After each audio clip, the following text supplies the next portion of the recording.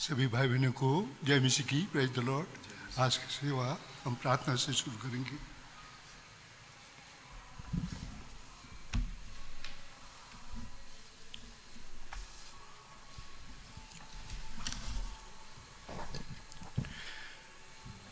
हमारे महान जीवित परमेश्वर पिता, धन्यवाद चाहते हैं आपने हमें जीवितों को देश में रखा और आपने हमें इस तरह से आपके भवन में आज बाइबल स्टडी के लिए इकट्ठा किए।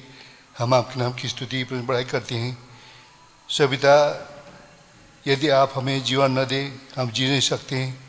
आप ही हमारा जीवन है, जीवन आधार है, हमारे सब में सब कुछ है सविता।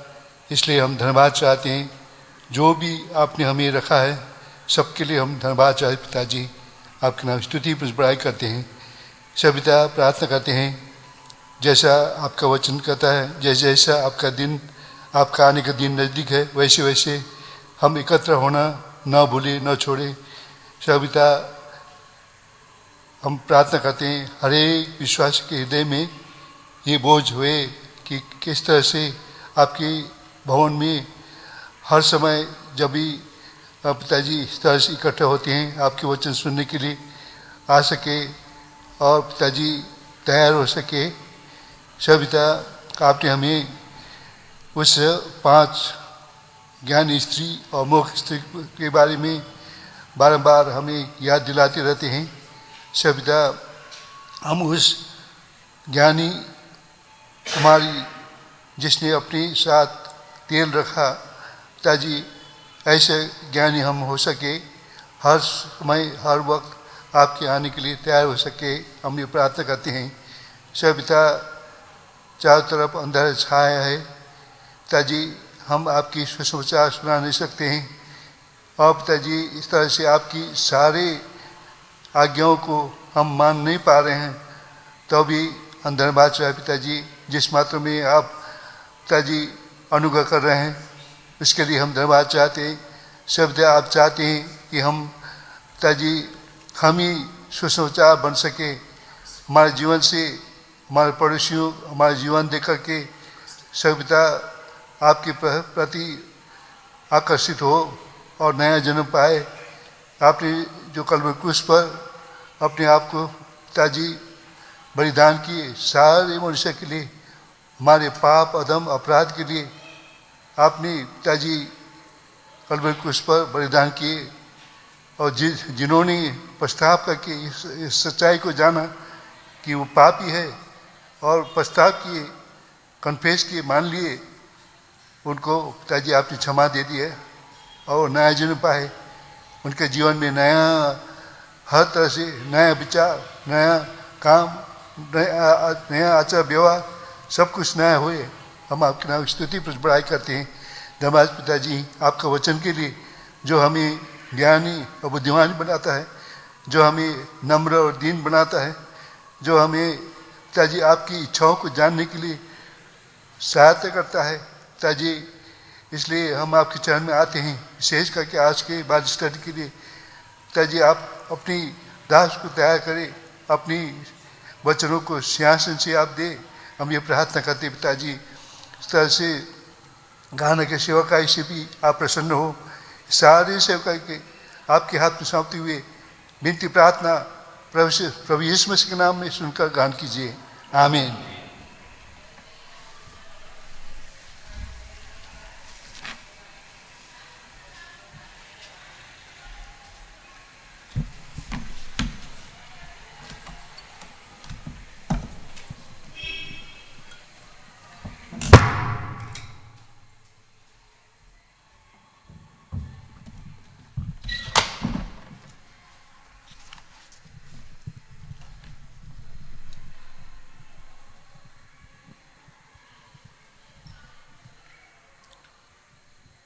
बड़ी किताब में से 555 यीशु प्रभु साथ अब है, हिम्मत से हम बढ़ेंगे, मार्ग कैसा भी कठिन हो पीछे नहीं हटेंगे। తెలుగులో 533।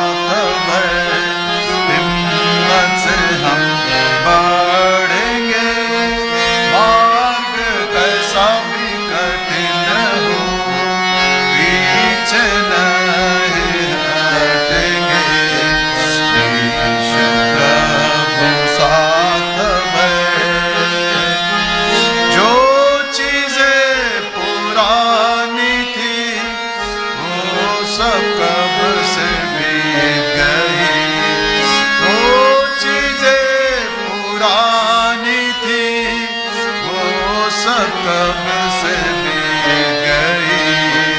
यीशु में नया बनकर नई बात कहेंगे। यीशु में नया बनकर नई बात कहेंगे। आज्ञा प्रभु की हमें अद्भुत रीति से मिली। आज्ञा प्रभु की हमें अद्भुत रीति से मिली। स्वर्गीय दर्शन जो पाया हम उसको न टालेंगे। स्वर्गीय दर्शन जो पाया हम उसको न टालेंगे। यीशु प्रभु साथ है, मत से हम बढ़ेंगे। मार्ग कैसा भी कठिन हो, पीछे नहीं हटेंगे। यीशु प्रभु साथ है। शैतान संसार शरीर से सदा हमको लड़ेंगे। शैतान संसार शरीर से सदा हमको लड़ेंगे। जो कुछ कीमत देनी हो आनंद से हम देंगे। जो कुछ कीमत देनी हो आनंद से हम देंगे। युद्ध में जयवंत होंगे, शक्ति प्रभु से लेंगे। युद्ध में जयवंत होंगे, शक्ति प्रभु से लेंगे। विजय के अनुभव में शैतान का तोड़ेंगे। विजय के अनुभव में शैतान का तोड़ेंगे। यीशु प्रभु साथ है, हिम्मत से हम बढ़ेंगे। मार्ग कैसा भी कठिन हो, पीछे नहीं हटेंगे। यीशु प्रभु साथ है।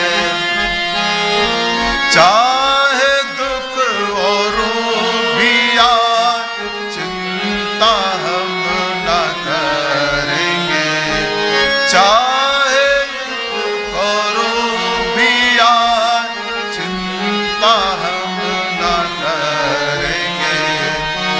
यीशु नासरी के नाम से तंदुरुस्ती पाएंगे। यीशु नासरी के नाम से तंदुरुस्ती पाएंगे।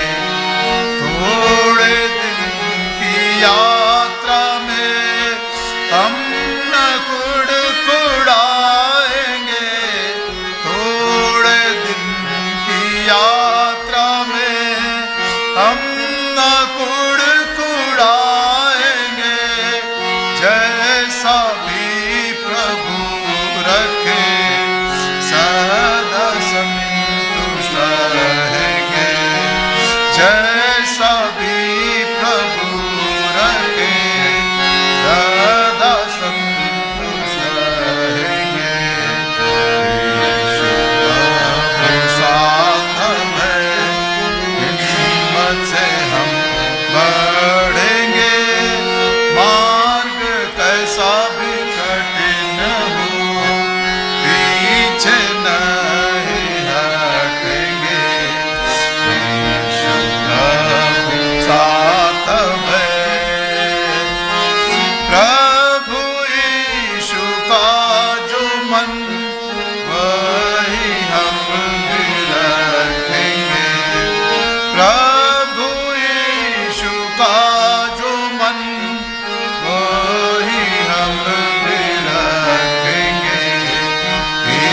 ईर्ष्या क्रोध विरोध को छोड़ प्रेम से सबको देखेंगे। ईर्ष्या क्रोध विरोध को छोड़ प्रेम से सबको देखेंगे। हल पर हाथ रख कर हम पीछे नहीं हटेंगे। हल पर हाथ रख कर हम पीछे नहीं हटेंगे। यीशु प्रभु है निशान, उसी की ओर चलेंगे। यीशु प्रभु है निशान, उसी की ओर चलेंगे। चाहता है हिम्मत से हम बढ़ेंगे। मार्ग कैसा भी कठिन हो पीछे नहीं हटेंगे। साथ है ये पुराना मनुष्य को क्रूस के द्वारा मारेंगे। ये पुराना मनुष्य को क्रूस के द्वारा मारेंगे। पितृ मनुष्यत्व में हम रोज बरोज बल पाएंगे। पितृ मनुष्यत्व में हम रोज बरोज बल पाएंगे। आत्मिक ऊंचाई में हम ऊपर की ओर बढ़ेंगे। आत्मिक ऊंचाई में हम ऊपर की ओर बढ़ेंगे। शारीरिकता को हम सब मिलकर पांव से पूछ लेंगे। शारीरिकता को हम सब मिलकर पांव से पूछ लेंगे। साधव है हिम्मत से हम बढ़ेंगे। मार्ग कैसा भी कठिन हो पीछे नहीं हटेंगे। साधव है इस संसार को छोड़ेंगे। यात्रा पूरी करेंगे। इस संसार को छोड़ेंगे। यात्रा पूरी करेंगे। ऊपर जो हमारा घर पवित्र नगर में पहुंचेंगे। ऊपर जो हमारा घर पवित्र नगर में पहुंचेंगे। प्रभु से हम मिलेंगे। आनंद से भर जाएंगे। प्रभु से हम मिलेंगे। आनंद से भर जाएंगे। इनाम उससे पाएंगे। सदा साथ इनाम उससे पाएंगे। सदा साथ रहेंगे। साथ है हिम्मत से हम बढ़ेंगे। मार्ग कैसा भी कठिन हो पीछे नहीं हटेंगे। प्रभु साथ है।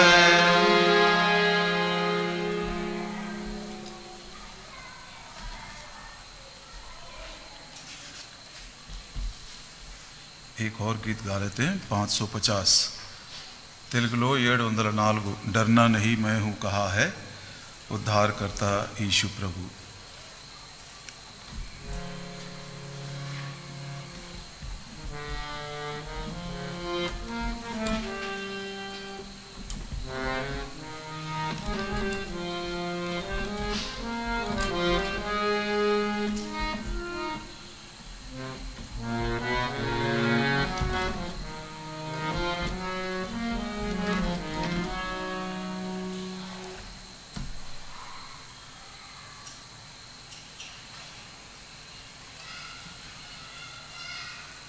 पहला,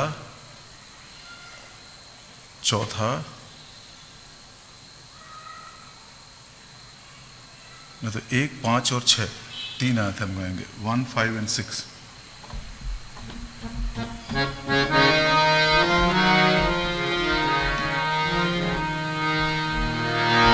यीशु प्रभु साथ है, हिम्मत से हम बढ़ेंगे, मार्ग कैसा भी कठिन हो पीछे नहीं हटेंगे।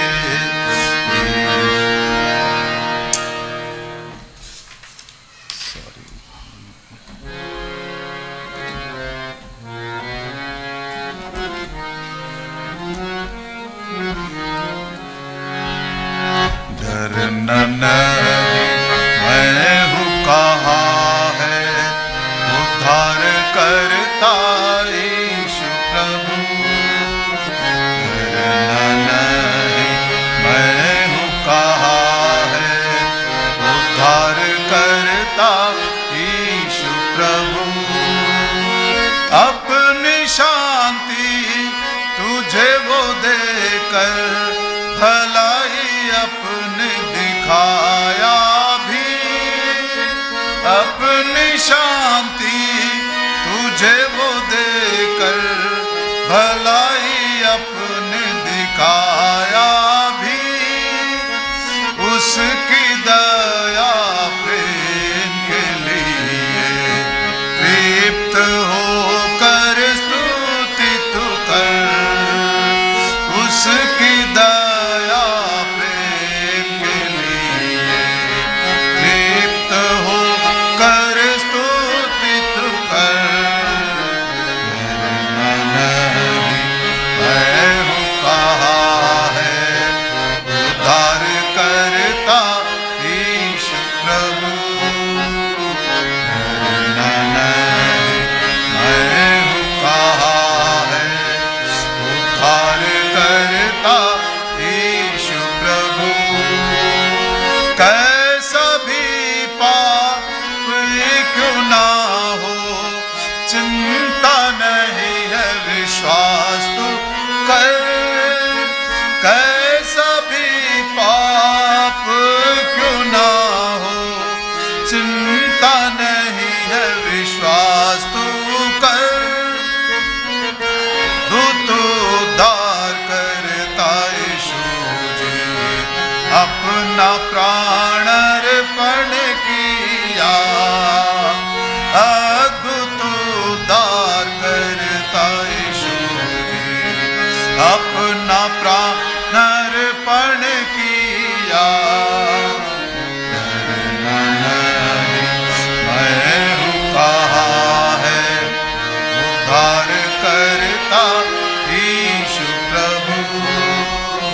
डरना नहीं मैं हूँ कहा है उद्धार करता यीशु प्रभु। तेरी यात्रा में बल देने को अपनी देह से लहू दिया। तेरी यात्रा में बल देने को अपनी देह से लहू दिया।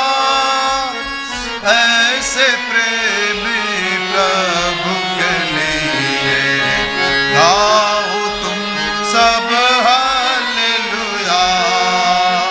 ऐसे प्रेमी प्रभु के लिए गाओ तुम सब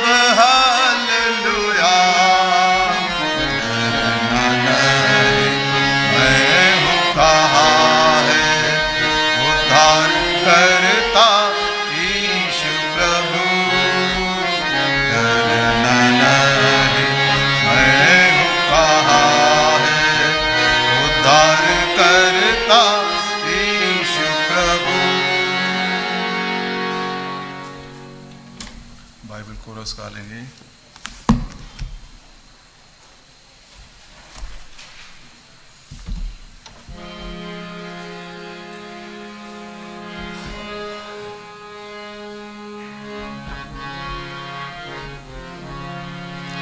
Every promise in the book is mine.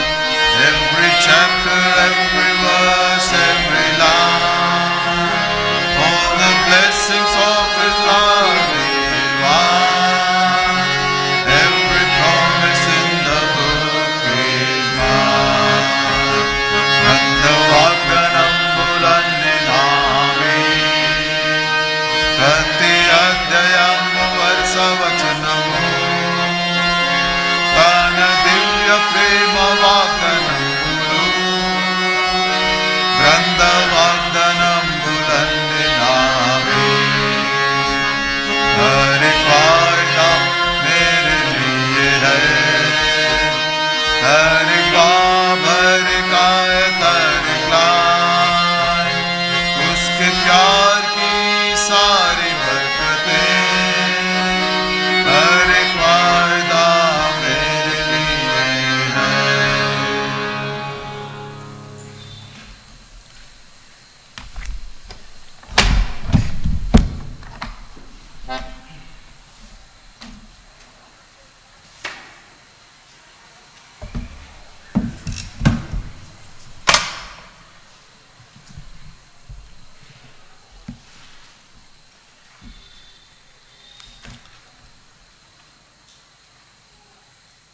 नए साल की प्रतिज्ञाओं को पाने में बड़ी खुशी होती है। बहुत सारी उम्मीदें लेकर, बहुत सारी प्रार्थना के साथ हम आते हैं और हम ऐसा सोचते हैं कि मेरे मन के अनुसार, मेरे बोझ के अनुसार प्रभु मुझे प्रॉमिस देना चाहिए। कभी कभी प्रॉमिस से हम खुश होते हैं, कभी कभी हम प्रॉमिस से खुश भी नहीं होते हैं, और कभी तो प्रॉमिस को समझते भी नहीं है क्या उसका मीनिंग है। लेकिन प्रॉमिसेस के पीछे जो एक महान उद्देश्य है और उसका जो एंड रिजल्ट है, आशीष है, उसको पतरस ने बहुत ही अच्छी रीति से बताया है। पतरस की पहली पत्री, उसका पहला अध्याय और चौथा वचन। 1 पीटर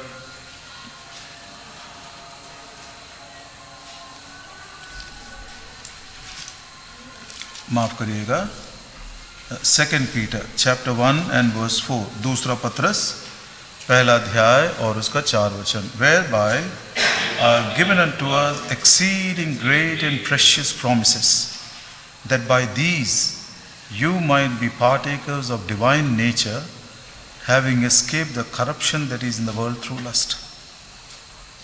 वर्तमान संसार की सड़ाहट से, बुराई से, शरीर की मलिनता से छुटकारा पाने के लिए और उसके बाद ईश्वरीय स्वभाव में थोड़ा बहुत बदलने के लिए प्रभु ने हमको ये अद्भुत और महान प्रतिज्ञाएं दी है।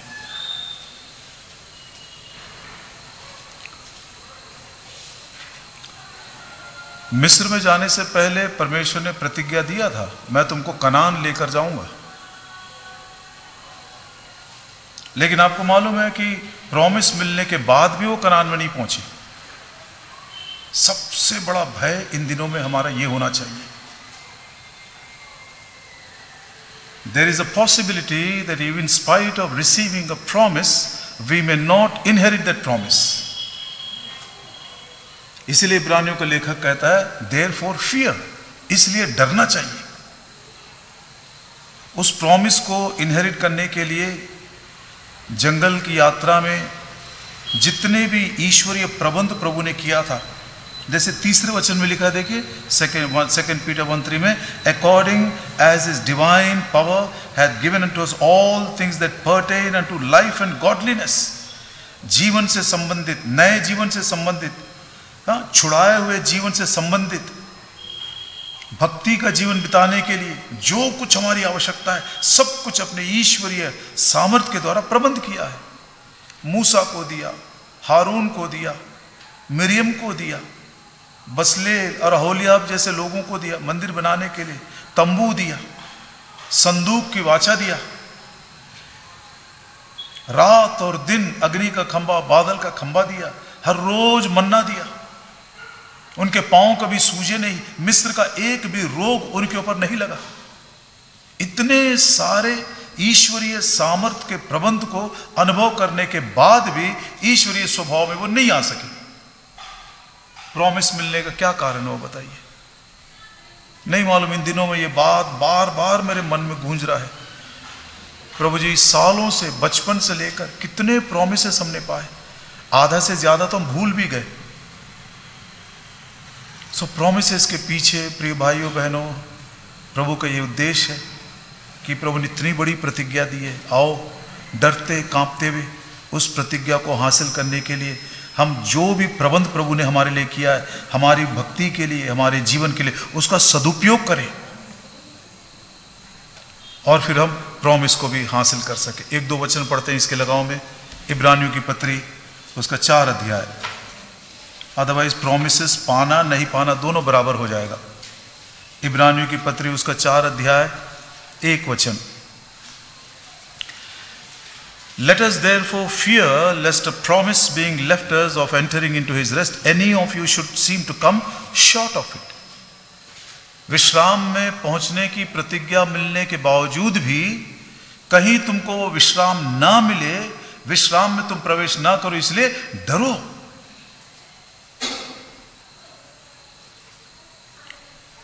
याकूब को परमेश्वर ने प्रॉमिस दिया था, जब तक मैं अपनी दी हुई प्रतिज्ञा तेरे लिए पूरा नहीं करूंगा मैं तुझको नहीं छोड़ूंगा।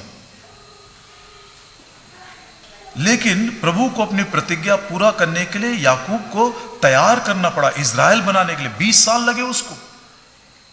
God never blessed and fulfilled his promise for an unworthy man. अयोग्य व्यक्ति के लिए प्रभु यदि प्रॉमिसेस पूरा करेगा तो कल के दिन ये अन्यजाति हमारे पड़ोसी लोग खड़े होकर हमारे प्रभु को दोष देंगे, प्रभु जी उसमें और मुझ में कोई फर्क नहीं है, तूने प्रॉमिस उसको दिया लेकिन मेरे लिए क्यों नहीं पूरा किया।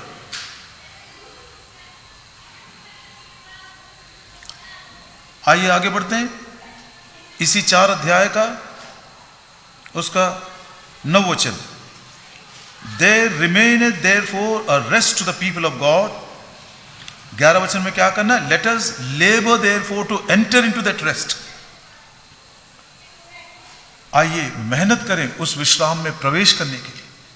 अब मालूम पड़ता है प्रॉमिस का, रेस्ट का एक प्रॉमिस है और रेस्ट में प्रवेश करने के लिए हमारी जिम्मेदारी है मेहनत करना। How beautiful the truth has come out. Grace of God and personal responsibility. God will never bless an unworthy man। हमको उस प्रॉमिस को इनहेरिट करने के लिए कितने साल भी लगे, प्रभु ने बड़े धीरज के साथ 40 साल तक मेहनत किया उनके लिए। 40 साल तक मेहनत किया। अब सुधरेंगे तब सुधरेंगे, नहीं। जैसे जैसे वर्ष बीतते गए, उस कनान देश के नजदीक जैसे जैसे आते गए, वो और भी ज्यादा प्रभु से दूर चले गए।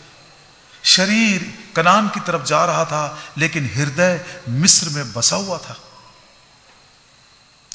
प्रेरितों के काम उसका 7 अध्याय, हमारे साथ ऐसा, ये सब हमारे लिए चेतावनी है। प्रेरितों के काम उसका 7 अध्याय, acts of apostles and chapter 7 39। प्रेरितों के काम 7:39, అపోస్తల కార్యములు 7:39। To whom our fathers would not obey, but thrust him from them, and in their hearts turned back again into Egypt। उनका हृदय नहीं था, उनका हृदय प्रभु से दूर चला गया। भीतरी मनुष्यत्व में वो लोग बिल्कुल भटक गए। मनुष्य ऊपर की देखता है लेकिन परमेश्वर यहोवा मन को जांचता है। क्या मेरे मन के अंदर, मेरे हृदय में अभी तक प्रभु के लिए वो प्रेम है? क्या मैं हृदय से उस विश्राम में प्रवेश करने के लिए या उस प्रॉमिस को इनहेरिट करने के लिए या प्रतिज्ञाओं के उस आशीष को पाने के लिए मैं मेहनत परिश्रम कर रहा हूं या नहीं? इब्रानियों का 6 अध्याय। पुरानी बातें हैं, भूल गए, इसलिए एक बार याद दिलाना पड़ रहा है। मैं भी अपने आप को याद दिला रहा हूं। इब्रानियों की पत्री 6 अध्याय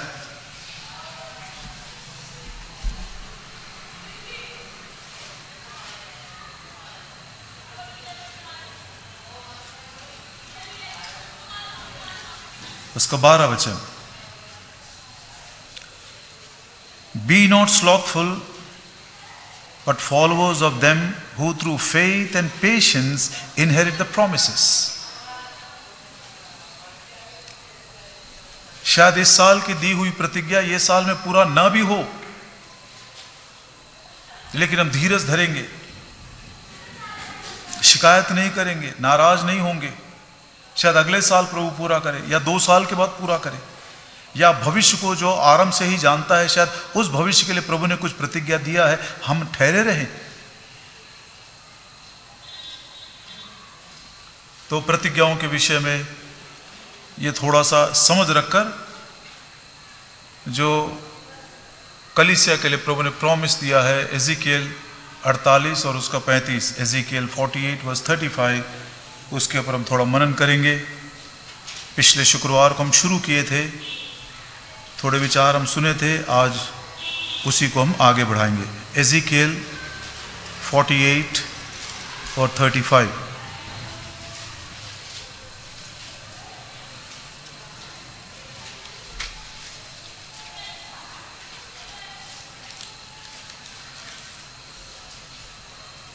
The name of the city from that day shall be, the Lord is there. प्रार्थना करेंगे, प्रभु हमको इस पवित्र वचन को मनन करने के लिए और समझने के लिए, और इस वचन के द्वारा जो प्रभु हमें सिखाना चाहता है उसको सीखने के लिए हम तैयार हों।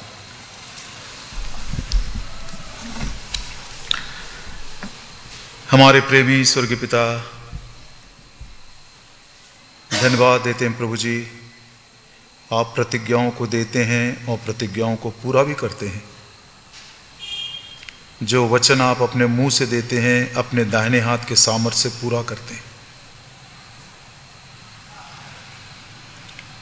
ये हमारा विश्वास नहीं प्रभु जी, लेकिन आपकी विश्वास योग्यता है। आपने कह दिए, आप उसको पूरा करेंगे। याकूब को दी हुई आपकी प्रतिज्ञा, आपको 20 साल लगे, लेकिन याकूब को तैयार किए और फिर आपकी दी हुई प्रतिज्ञा उसके लिए पूरा भी किए। प्रभु जी, ऐसे हमारे साथ भी व्यवहार करिए।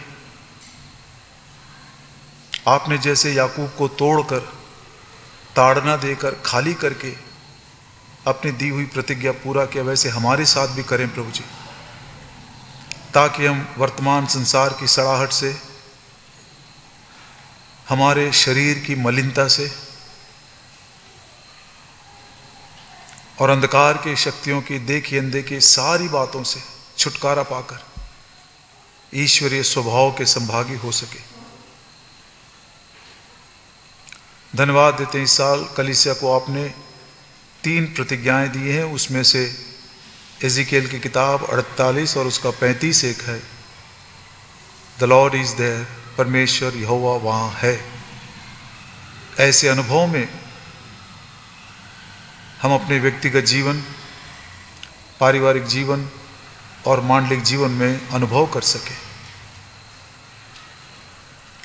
प्रभु जी, वचन को जिस आत्मा के द्वारा आपने लिखे हैं, उसी आत्मा की प्रेरणा से, उसी आत्मा के अभिषेक के द्वारा हमको आप सिखाइए, समझाइए, ताकि उस प्रतिज्ञा की संपूर्ण आशीष को हम अनुभव कर सकें।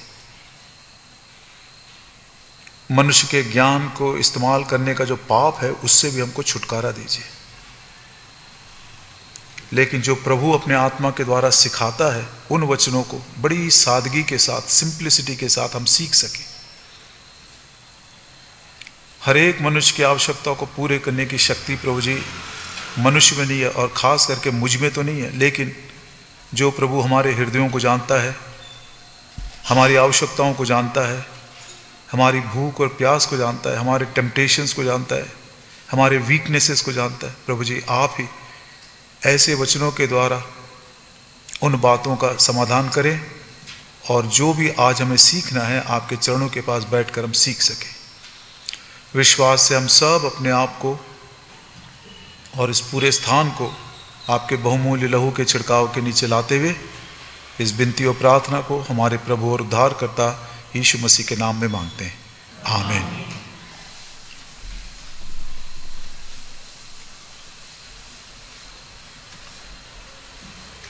पुराने नियम में परमेश्वर यहोवा केवल वो संदूक के ऊपर जो प्रायश्चित का ढक्कन है, द मर्सी सीट, उसके ऊपर निवास करता था। साल में एक बार केवल महायाजक जाता था जहां पर बिल्कुल अंधेरा है, वहां पर सूरज की रोशनी नहीं है, ना दिए का तेल है। वहां पर बाहरी आंगन में सूरज की रोशनी है, पवित्र स्थान में वो दीवट का लाइट है जो जैतून का प्योर ऑयल, शुद्ध तेल से जलता है। और वहां से जब अति पवित्र स्थान में जाते हैं, बिल्कुल अंधेरा है, घोर अंधकार है। और यदि परमेश्वर यहोवा वहां पर उपस्थित होकर मनुष्य से बात ना करे, उस अंधियारे को ज्योति में यदि ना बदल दे, तो मनुष्य के लिए कोई आशा नहीं है। There is no hope for man. इसीलिए महायाजक जब अति पवित्र स्थान में जाता था तो उसके वस्त्र के छोर में घंटियां बांधते थे, छोटे छोटे घंटियां, बेल। ये वो बेल नहीं है जो मोबाइल में दबाते हैं, वो बेल से आवाज भी आते थे। क्यों? सेवा करते समय यदि वो घंटियों की आवाज रुक जाए तो उसका मतलब है कि परमेश्वर की उपस्थिति में वो योग्य नहीं था, इसलिए भस्म हो गया है। तो उसको रस्सी से खींचकर बाहर निकाल देते। किसी को जाने की भी उतनी औकात नहीं थी उसके अंदर। मैं सोच रहा था, पुराने नियम की व्यवस्था के अनुसार यदि कोई कहे लॉर्ड इज देयर, है वहां पर परमेश्वर, तो मुझको क्या मतलब है उससे बताइए। परमेश्वर की उपस्थिति उस महापवित्र अति पवित्र स्थान में होने के बावजूद भी मेरे अंदर निश्चयता नहीं, नो कॉन्फिडेंस, जब तक कि वो महायाजक बाहर ना आए। हाँ, मेरे पक्ष में उस बलिदान को परमेश्वर ने अंगीकार किया है और परमेश्वर ने अपना दर्शन दिया है। और जब वो बाहर आकर ये महायाजक तुरी की आवाज को नहीं पुकारेगा, उसको नहीं बजाएगा, इस्राएल के संतान के लिए कोई आशा नहीं।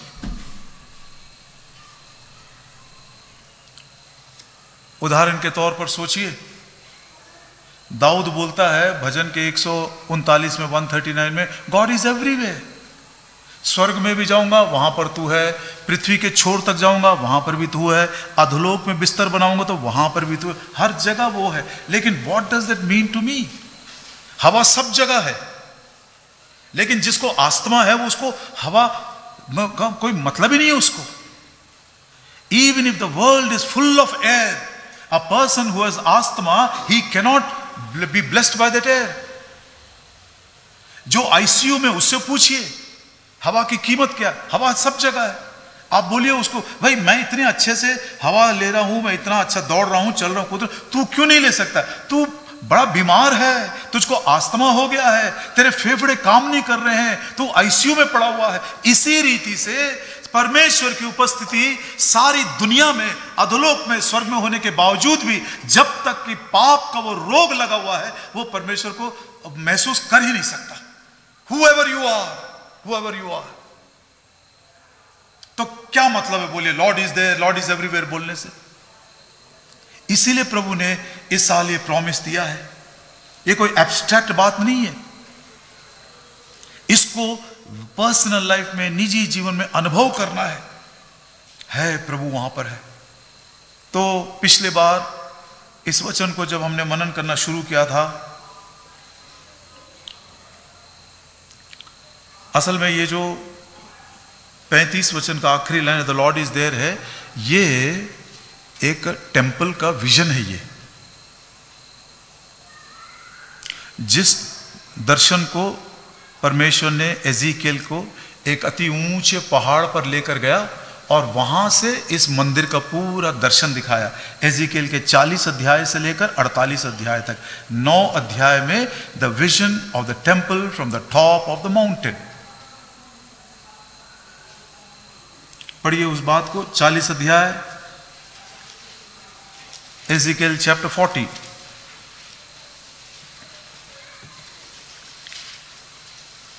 और उसकी आयत है verse 2। In the visions of God brought he me into the land of Israel and set me upon a very high mountain by the which was a frame of a city on the south. एक नगर है और ये वो नगर है और ये वो मंदिर है, टेम्पल, जिसका दर्शन हम ये 40 अध्याय से लेकर 48 अध्याय तक पढ़ते हैं। वो 1000 साल के प्रभु यीशु मसीह के राज्य में जो मंदिर होगा उसका यह दर्शन है। उस मंदिर के दीवारों के बारे में बताया गया, उस मंदिर के खिड़कियों के बारे में बताया गया, उस मंदिर में काम क्या है वो बताया गया, उस मंदिर में काम करने वालों को भी बताया गया, उस मंदिर में आराधना करने वाले कैसे होते उसको भी बताया गया, उस मंदिर के डेवड़ी से मतलब वेदी के नीचे से जो पानी बहता है वो पानी भी दिखाया गया। और अंत में वो मंदिर की जो महिमा है, इससे मालूम होता है the Lord is there. The windows, the walls of the temple, the windows of the temple, the workers of the temple, the work of the temple, the water of the temple, the worshippers of the temple, the wonder of the temple. What is that? The Lord is there. एक सुंदर सा अनुभव। ये मंदिर का दर्शन इतने विस्तार से प्रभु ने क्यों बताया है? क्योंकि इटर्निटी में मंदिर हमको देखने नहीं मिलेगा। पढ़िए प्रकाशित वाक्य, ये लॉर्ड इज देयर के पीछे प्रभु अपने घर का महत्व कितना बड़ा है वो भी हमें समझा रहा है। रेवलेशन 21 और 22, प्रकाशित वाक्य 21 अध्याय और उसका 22 वचन। And I saw no temple therein. तो मन के अंदर प्रश्न उठता है, प्रभु जी अनंत काल में यदि मंदिर ही नहीं है तो इस मंदिर को आपने इतना ज्यादा महत्व क्यों दिया? यहां पर मूसा के दिनों में आपने उस मिलाप वाले तंबू का नमूना दिए, दाऊद के दिनों में सुलेमान का मंदिर दिए। वो मंदिर जब नाश हो गया तो हेरोद ने भी एक मंदिर बनवाया जो हमारे प्रभु यीशु मसीह के दिनों में हम देखते हैं 46 साल तक बनता रहा। और प्रभु यीशु मसीह भी आदत के अनुसार, हमारे प्रभु यीशु मसीह को 3 आदतें थी। लूका 4 के 16 में लिखा है आदत के अनुसार सप्त के दिन वो मंदिर में चला जाता था। माता पिता बोले या ना बोले, भाई बहन दूसरे आए या ना आए, उठता था नहा धो के, नाश्ता मिला तो खाया, नहीं मिला तो भाग जाता था प्रभु के घर में। According to his habit he used to go to the house of God. दूसरा, आदत के अनुसार प्रार्थना करता था। तीसरा, आदत के अनुसार वो प्रभु का वचन लोगों को सुनाता भी था। ये बहुत ही 3 अच्छी आदतें थी हमारे प्रभु यीशु मसीह की। तो मेरे मन में एक विचार आया, प्रभु जी जब इटर्निटी में, अनंत काल में मंदिर देखने को ही नहीं मिलेगा तो इतना ज्यादा आपने उसके पीछे इतना ज्यादा वृत्तांत, 40 दिन 40 रात तक मूसा को बुलाया और उसके बारे में बताते रहे। क्या इस सब के पीछे आपका उद्देश्य क्या है? गलतियों की पत्री में उसका एक आंसर मिलता है। द बुक ऑफ गलेशियंस और उसका 3 अध्याय 24 और 25। Wherefore the law was our schoolmaster to bring us unto Christ, that we might be justified by faith. But after that faith is come, we are no longer under a schoolmaster.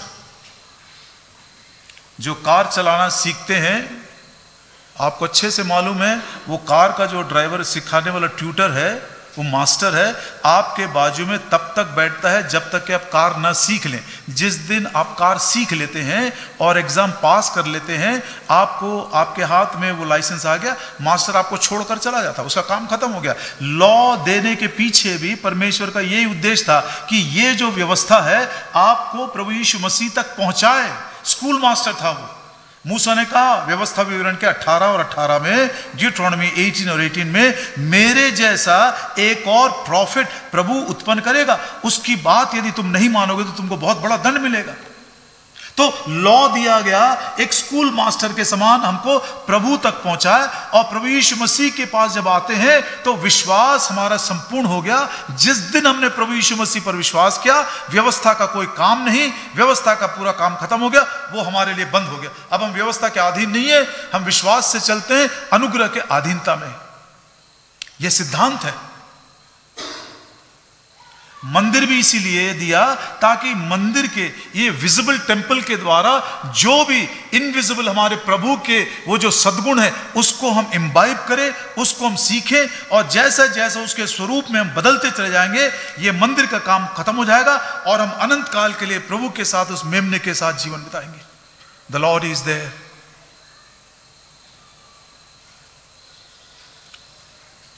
The house of God is the heart of God. प्रभु का घर जो है वो प्रभु का हृदय है। वो पहले भी आप सुन चुके होंगे, लेकिन मैं फिर से रिपीट करना चाहता हूं, ताकि जैसे जैसे दिन नजदीक आ रहा, जो लापरवाही हमारे अंदर आई है, प्रभु उसको डील करे।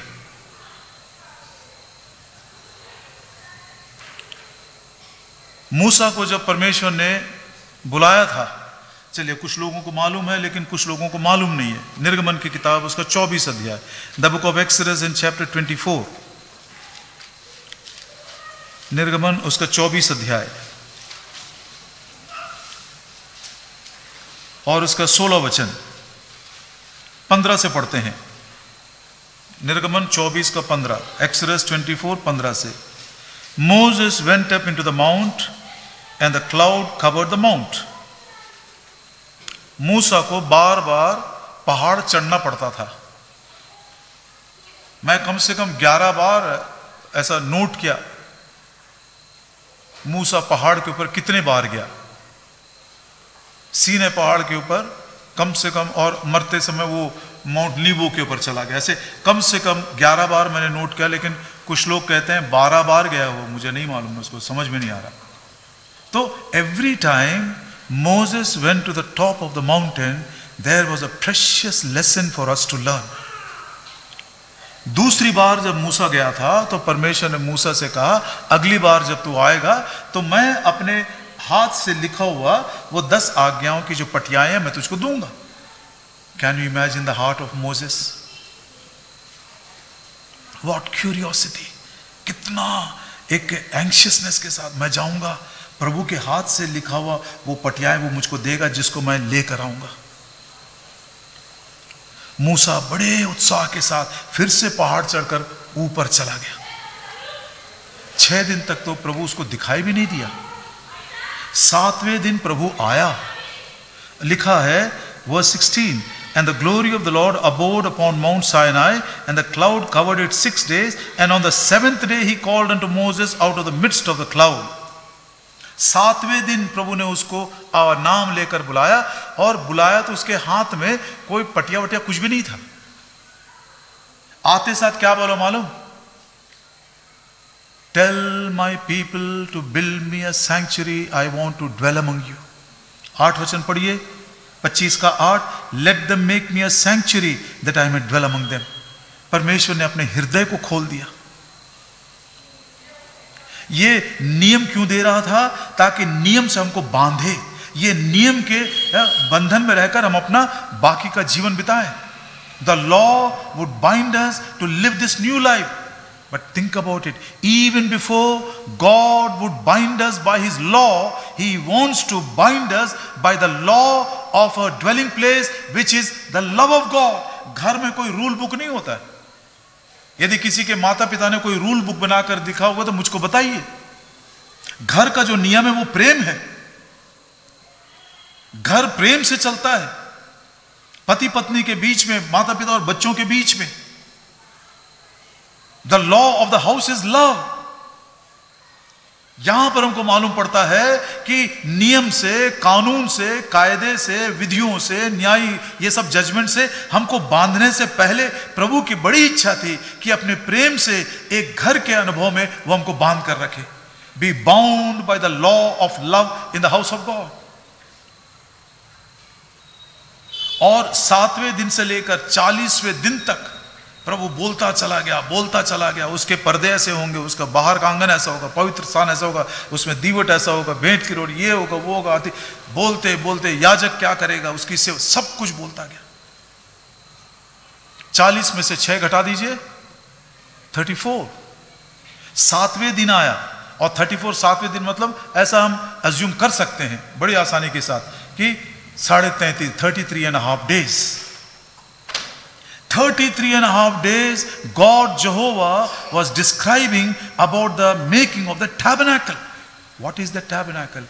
It is nothing but a wonderful revelation about the 33.5 years of Lord Jesus Christ. Touch any object in the tabernacle, touch any work in the tabernacle, everything belongs to a revelation of Jesus Christ. और जैसे मैंने कहा, उस जमाने में प्रभु यहोवा सिर्फ अंधेरे में, अति पवित्र स्थान में, उस संदूक के ऊपर जो 2 करूब थे, वो करूबों के बीच में निवास करता था, और करूबों के बीच में से वो बात करता था। लॉर्ड इज देयर, लेकिन कहीं अंदर है। उसका प्रत्यक्ष अनुभव किसी भी इस्राएली को नहीं मिलता था। यही कारण है, वही परमेश्वर यहोवा जब सीनै के पहाड़ के ऊपर उस धधकती हुई आग में प्रकट हुआ, तो इस्राएल वाले डर के मारे भाग गए, बोले हम सुन भी नहीं सकते, हम देख भी नहीं सकते।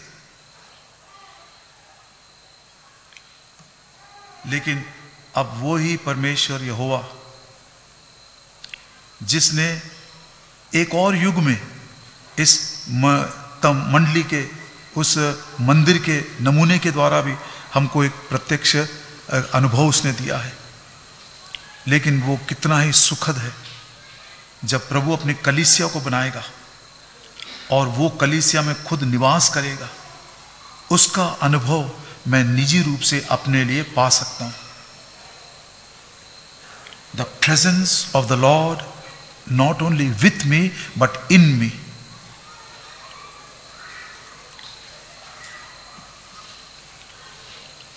जहां 2 या 3 मेरे नाम से इकट्ठे होते हैं, उनके मध्य में मैं रहता हूं।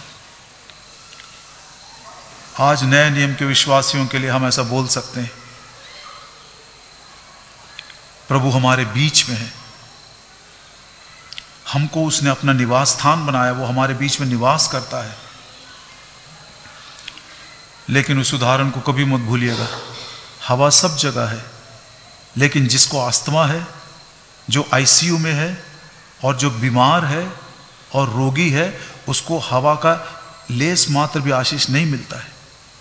इसी रीति से आप बेथनिया प्रार्थना घर में बैठे भी होंगे हम, या कहीं पर भी जाते होंगे, यदि हमारे मन के अंदर कोई पाप छिपा हुआ है, आत्मिक दृष्टि से हमको कोई रोग लग गया है, हमने कोई नियम को तोड़ दिया है, आज्ञाओं का उल्लंघन हमने किया है, कोई संसार और शरीर की मलिनता आ गई है, तो हम प्रभु हमारे साथ उपस्थित होने के बावजूद भी हम उसको अनुभव नहीं कर सकते।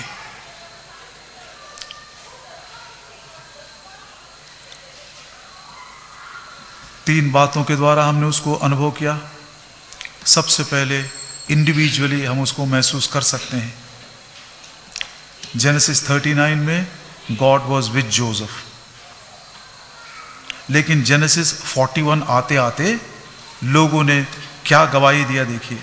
उत्पत्ति की किताब और उसका 41 अध्याय 38 वचन। The book of genesis chapter 41 and verse 38. The book of Genesis chapter 41 and verse 38. Pharaoh said unto his servants, can we find such a one as this is, a man in whom the Spirit of God is? एक ऐसा व्यक्ति जिसके अंदर परमेश्वर का आत्मा निवास करता है। नए नियम की भाषा में यदि हम बोले, क्या तुम नहीं जानते कि तुम्हारा देह पवित्र आत्मा का मंदिर है जो तुम में निवास करता है? तो यूसुफ ने अपनी देह को एक मंदिर के समान बनाए रखा और परमेश्वर का आत्मा उस यूसुफ के अंदर निवास करता है। Lord is there where, look at that man. उस मनुष्य को देखो, उसमें परमेश्वर निवास करता है। 3 कारण है उसके। यदि आज उसका अनुभव हम भी करना चाहते हैं तो हमें को ये 3 बातों का जरूर पालन करना पड़ेगा। पहला, the book of Deuteronomy chapter 23 and verse 14, व्यवस्था विवरण 23 अध्याय और उसका 14 वचन।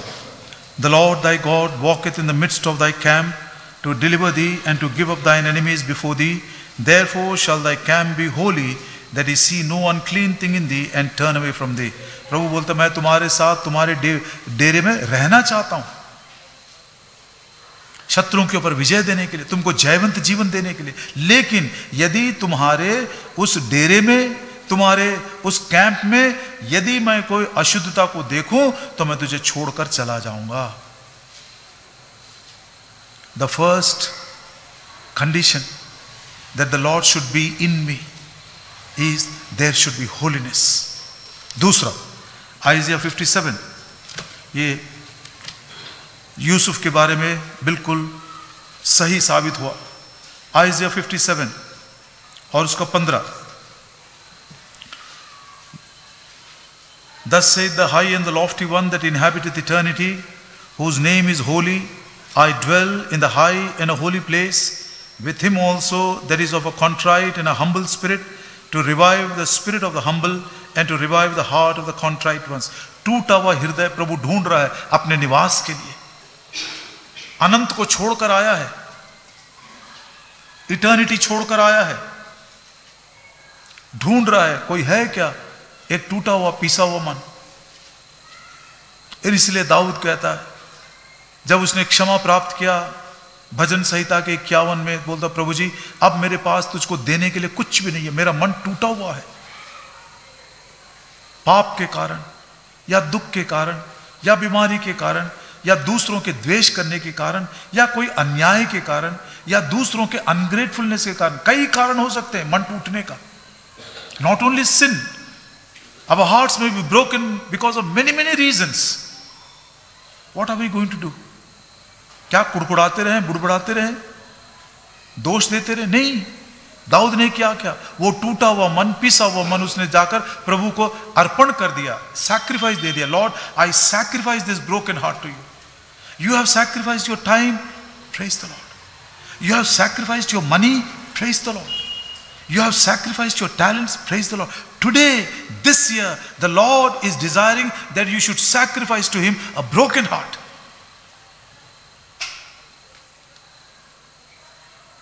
पहली बात तो हृदय इतनी आसानी से टूटता ही नहीं है, पत्थर के समान हो गया है। और यदि वो सचमुच में हृदय टूटा हुआ है, जैसे मैंने आपको बताया दाऊद का हृदय टूटा था पाप के कारण, यूसुफ का भी हृदय टूटा हुआ था। किस लिए? पाप के कारण नहीं, दूसरों के द्वेष के कारण, अन्याय के कारण। एक लोहा उसके हृदय में चला गया। कुछ लोगों का हृदय टूटा हुआ बीमारी के कारण, कुछ लोगों का हृदय टूटा हुआ फाइनेंशियल प्रॉब्लम्स के कारण। कई प्रकार की बातें हो सकती है, फेलियर्स के कारण भी हो सकता है। There may be an number of reasons why our heart is broken today. That is a precious sacrifice for the Lord. Give it to him, give it to him. उसी को रिवाइवल बोलते हैं। पहली बार मैं समझा इतने सालों में, रिवाइव करूंगा मैं, रिवाइवल लेकर आऊंगा। when the Lord finds a broken heart to dwell, there begins the revival. बड़े बड़े कॉन्वोकेशंस में रिवाइवल हो रहा था, बड़े बड़े यूथ कैंप्स में हो रहा था, हमने कई बार सुने। लेकिन आज प्रभु कह रहा है, गए वो दिन चले गए। सिर्फ उसके दिनों को याद करके हमारे बच्चों को कथा कहानी सुनाते हैं। We are just sharing some fairy tales to our children which they don't want to listen, they don't want to understand also. कुछ बातें आप लोग समझोगे भी नहीं उन दिनों को। शायद डेविड भाई कहें जो उन दिनों को देखे हैं।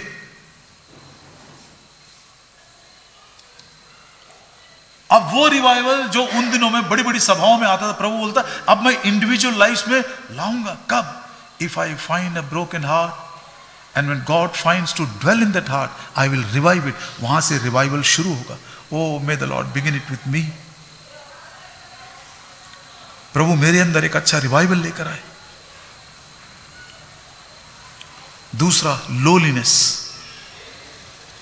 Not only holiness is the criteria God should dwell in me, Lord is there, but also a lowly spirit. प्रार्थना करेंगे, हे प्रभु जी, जीवन भर एक नम्र आत्मा में रहने के लिए मुझे सिखा।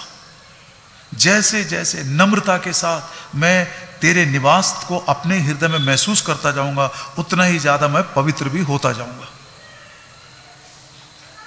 तीसरा, Johns gospel chapter 14,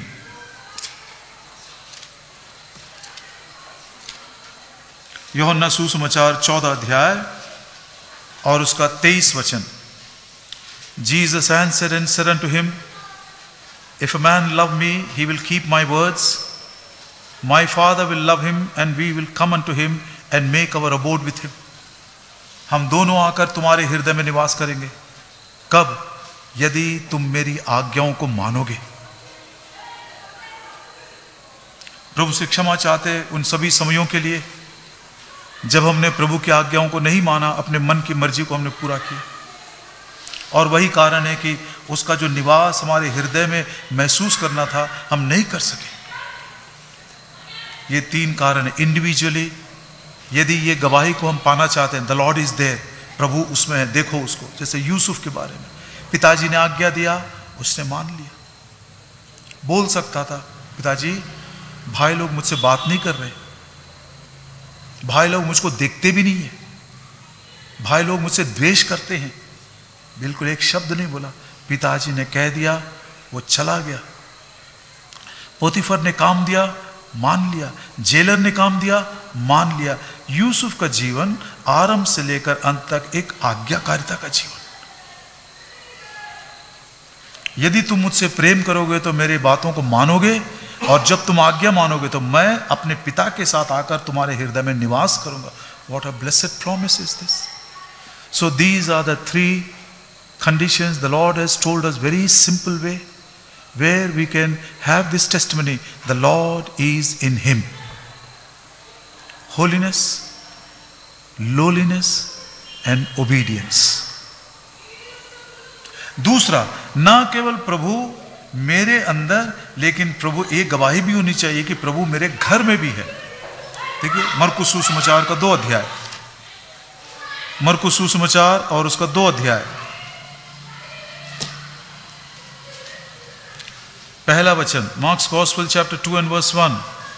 And again he entered into Capernaum after some days, and it was noised that he was in the house. लोग जब मिलने लगे, O Jesus is in that house, Jesus is there, Jesus in that. कितनी सुंदर गवाही है। 2 बातें ये घर के बारे में बिल्कुल ऐसा हाईलाइट कर सकते हैं हम। पहला, जब जिस घर में प्रभु है उस घर से वचन का प्रचार होता ही रहेगा। Jesus began to preach from that house. The word of God, प्रभु के वचन को उस घर में एक ऊंचा स्थान मिलेगा। चाहे पर्सनल रीडिंग के द्वारा हो, फैमिली रीडिंग के द्वारा हो, या दीवारों के ऊपर वचन लगाने के द्वारा हो। इसलिए प्रभु ने बोला, तुम्हारे दीवारों के ऊपर भी वचन को लिख कर रखना, तुम्हारे हृदय में भी वचन को बनाए रखना। सो पहला, जिस घर में प्रभु है उस घर में वचन को एक ऊंचा स्थान मिलता है। दाऊद क्या बोलता है, देखिए बड़ा अच्छा लगा मुझको वचन पढ़ के। भजन संहिता 138, Psalm 138 and verse 2. The book of Psalm 138 and verse 2. I will worship toward thy holy temple and praise thy name for thy loving kindness and for thy truth. Thou hast magnified thy word above all thy name. तूने अपने नाम से बढ़कर अपने वचन को महत्व दिया है। दूसरे शब्दों में, यदि हम प्रभु यीशु के नाम का प्रचार करना चाहते हैं तो उसके वचन के महत्व को अपने जीवन में हम बनाए रखें। The man who honors the word of God above everything, he is the man who carries the very name of Lord Jesus Christ. पतरस बोल सका, मेरे पास सोना भी नहीं है, मेरे पास चांदी भी नहीं है, मेरे पास कुछ भी नहीं है, लेकिन एक है, यीशु मसीह का नाम मेरे पास है। क्यों पतरस कह सका? उसका नाम मेरे पास है। जब चेलों की भीड़ में से बहुत सारे लोग उल्टे फिर गए, प्रभु के साथ नहीं चलना चाह रहे थे, तो प्रभु यीशु मसीह ने पूछा, क्या तुम भी चले जाओगे? पतरस ने बोला, प्रभु जी हम कहां जाएं? अनंत जीवन की बातें तेरे पास है। Peter, in spite of all his weaknesses, he honoured the word of God. अनंत जीवन की बातें प्रभु जी केवल तेरे ही पास है, हम कहां जाएं? ये वही व्यक्ति है जिसको वचन को इतना प्रथम स्थान दिया। वो कहता है, मेरे पास कुछ नहीं है, सिर्फ प्रभु यीशु मसीह का नाम है।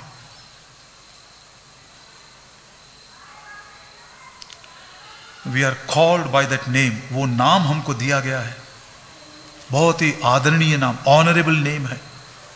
प्रियो, आइए, यदि प्रभु को चाहते हैं कि हमारे घर में रहे, प्रभु के वचन को हम एक ऊंचा स्थान, बड़ा स्थान दे सके। जिन घरों में फैमिली प्रेयर नहीं हो रहा है, जिन घरों में वचन नहीं पढ़ते हैं, प्रभु आपको सद्बुद्धि दे इस विषय में। दूसरा, जिस घर में प्रभु है उसका एक दूसरा गुण हम देखते हैं, हर संभव बलिदान करने के लिए वो तैयार हैं, आत्माओं को जीतने के लिए। They are willing to make every sacrifice. घर को खोल दिया, भीड़ को आने दिया, कितना कंजेस्टेड था वो। अब वो उस घर में उनको रोटी मिला कि नहीं मिला, हमको वो भी नहीं मालूम। यहां तक कि वो अपने छत को तोड़ने के लिए भी तैयार हो गए। What sacrifices? Only because to save one soul. A house where you will find the presence of God and the Lord Jesus, you will find that house making all possible sacrifices for the saving of souls. लेकिन जब वो पढ़ रहा था मैं, तो इससे मैं संतुष्ट नहीं हुआ। प्रभु जी वो तो सिर्फ दुनिया के लिए हो गए, लेकिन I am concern about my family.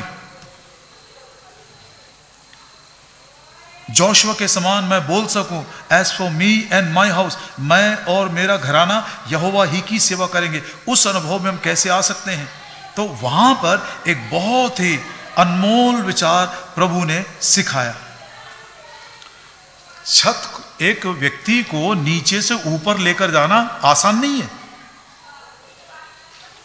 और फिर छत को खोलना उतना आसान नहीं है, और फिर वो चारों लोग मिलकर एक मन और एक चित्त के होकर उसको नीचे उतारना भी आसान नहीं है। बहुत कठिन है और बहुत लेबोरियस काम है, सैक्रिफिशियल काम है वो। लेकिन उन्होंने किया उसको, और जो उनका विश्वास था उसका आदर भी मिला उनको। वो व्यक्ति चंगा भी हो गया, उसको पापों की क्षमा भी मिल गई, उसको नया जीवन मिला, और वो उठकर बैठ भी गया, खड़ा भी हो गया। लेकिन दुख की बात क्या मालूम, जब वो जा रहा था, जिस दरवाजे से वो अंदर नहीं आ सका, उसी दरवाजे से बड़े शान के साथ वो चला गया। This is the principle what we have to learn. It is very difficult to save one soul, but to lose that soul is very very easy.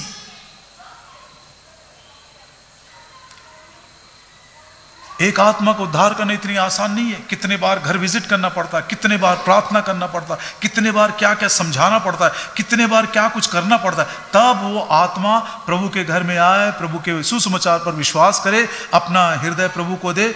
लेकिन प्रियो, प्रभु के घर में आने के बाद उस आत्मा को खो देना ऐसा चुटकी में उसको खो सकते हैं। It's very easy to lose a soul. हमारे बेथनी में ही बहुत सारे उदाहरण हैं। बहुत दिनों के बाद एक जवान आया था, किसी यूथ लीडर ने देखकर उसको बोला, खाने के लिए आया क्या? वो भी बंद कर दिया आना, उसका भाई भी बंद कर दिया आना। हाथ पैर जोड़कर आत्माओं को इकट्ठा करते हैं, कितनी आसानी के साथ हम खो देते हैं। अब उसको छोड़ दीजिए, वो तो मंडली की बात है। अब अपने घर में आते हैं। प्रसव की वेदना से बच्चों को जन्म देते हैं। प्रसव की वेदना मतलब माताजी मृत्यु में गई है और वहां से अपने एक नया जीवन को लेकर आई है वो। लेकिन उन्हीं बच्चों को संसार में खो देना इतना आसान है, इतना आसान है बच्चों को खो देना। How difficult it is to give birth to one child. It is a travail. How easy for that child to get lost into the world. बिल्कुल उसको कंट्रोल नहीं कर सक रहे हम। कितने जवान बच्चे लॉस्ट, क्या करेंगे उसके बारे में? What are you going to do about it? प्रसव की वेदना से तुमने वो बच्चे को पाया, घर को छत को तोड़कर तुमने वो आत्मा को नीचे उतारा, लेकिन कितनी आसानी के साथ खाट उठाकर वो उसी दरवाजे से चला गया जहां से वो अंदर नहीं आ सक रहा था। ये प्रिंसिपल है। इसीलिए फरीसियों को देखकर प्रभु ने बोला, प्रभु यीशु मसीह ने, हाय तुम फरीसियों, तुम समुद्र पार करके एक को अपने धर्म में जोड़ने की कोशिश करते हो, और वो जब आ जाता है तो उसी को तुम नरक के दुगना योग्य बना देते हो। I must find that verse if the Lord will. Matthew chapter 24. Matthew chapter 24. ये वचन सुनने के बाद यदि समझ में आ गया प्रियो, आइए ये साल उसी प्रसव की वेदना से जब हमने बच्चों को पाया, उसी प्रसव की वेदना से बच्चों को हम संभाल कर भी रखें। मैथ्यू 24, मेरे ख्याल से वो, कैन एनीबडी हेल्प मी, या 25 में,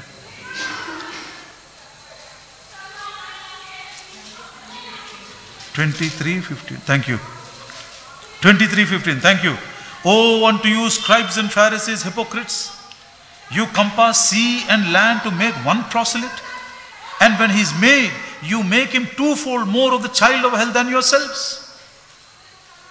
तुमने समुद्र पार करके उस आत्मा को लेकर आया, लेकिन वो जब आया तुम्हारे बीच में तो तुमने तुम्हारे व्यवहार के द्वारा, तुम्हारे दोगले जीवन के द्वारा, तुम्हारे हिपोक्रेसी के द्वारा, तुम्हारे लैक ऑफ फेथ के द्वारा, लैक ऑफ लव के द्वारा, लैक ऑफ डिवोशन के द्वारा तुमने उसको नरक के दुगना भाग बना दिया। Mothers and fathers, think about it.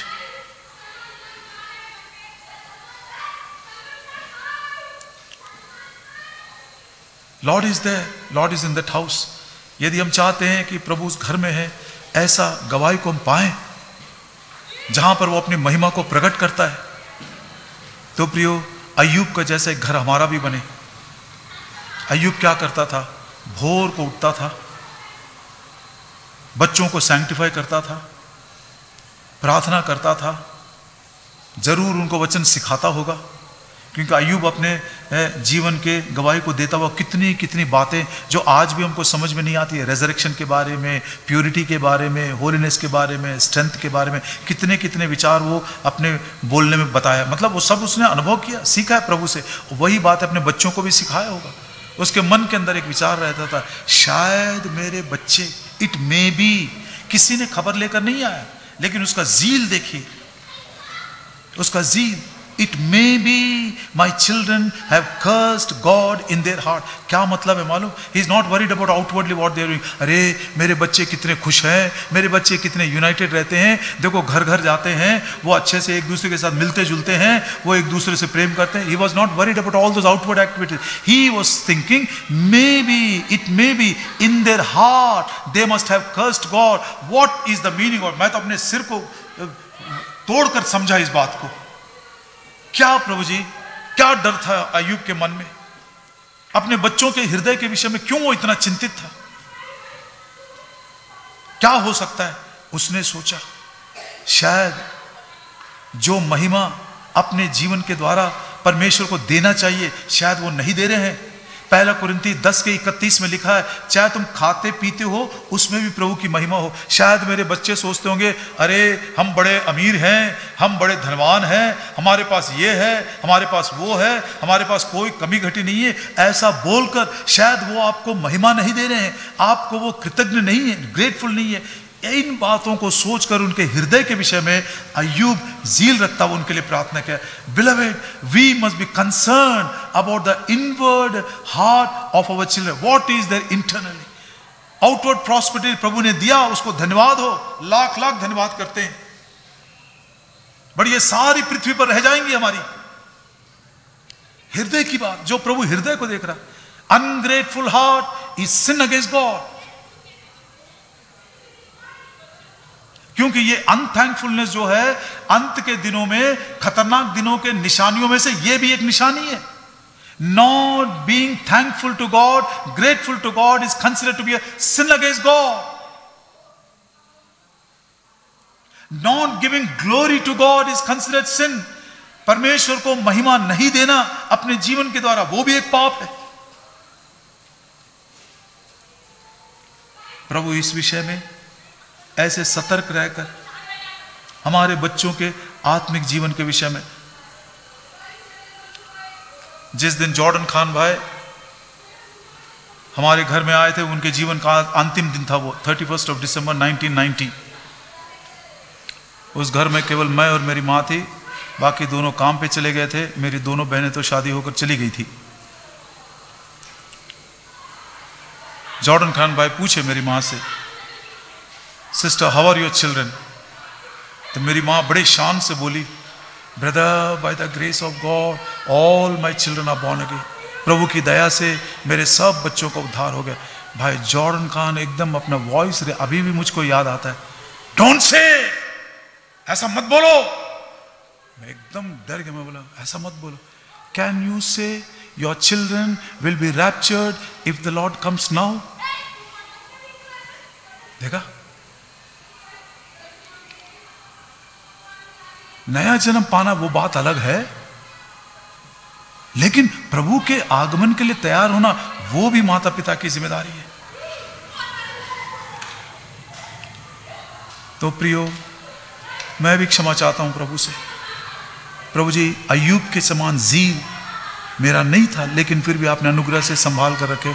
कम से कम ये साल वो जील के द्वारा अपने दोनों बच्चों को, और उसी जील में जब मेरे परिवार में आप हैं, इसकी गवाही मैं पा सकता हूं, तो धीरे धीरे वो बच्चे जो प्रभु के घर में हैं, झुंड में हैं, जिनसे मैं यहाँ वहाँ घर में मिलता रहता हूं, उनको भी ऐसी मैं प्रोत्साहन दे सकूं। It may be in their heart my children were not giving glory to God. It may be in their heart my children were not grateful to God for all what He has done. In their heart it may be they must have thought, my father is very rich, we don't lack anything, we have so much of wealth, we have so much of plenty, we have so many servants, we have so much, we have this thing, we have that thing. Oh, अय्यूब को ये डर था।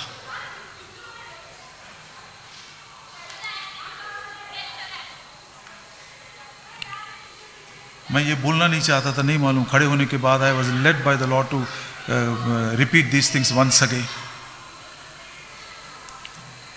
सरमन सुनते सुनते हमारे कान भी पक गए हैं। नई नई बातों को सुनने की अभिलाषा रोज रोज बढ़ती जा रही है, लेकिन वो वचन जिसके द्वारा मेरा मन शुद्ध होता है, वो वचन जिसके द्वारा मेरे हृदय को चैलेंज मिलता है, वो वचन जिसके द्वारा मैं कुछ बदल सकता हूँ, मैं कुछ तैयार हो सकता हूँ, यदि वो वचन प्रभु दे तो बहुत बात हो गई। तीसरी बात, एजिकियल 48 and verse 35।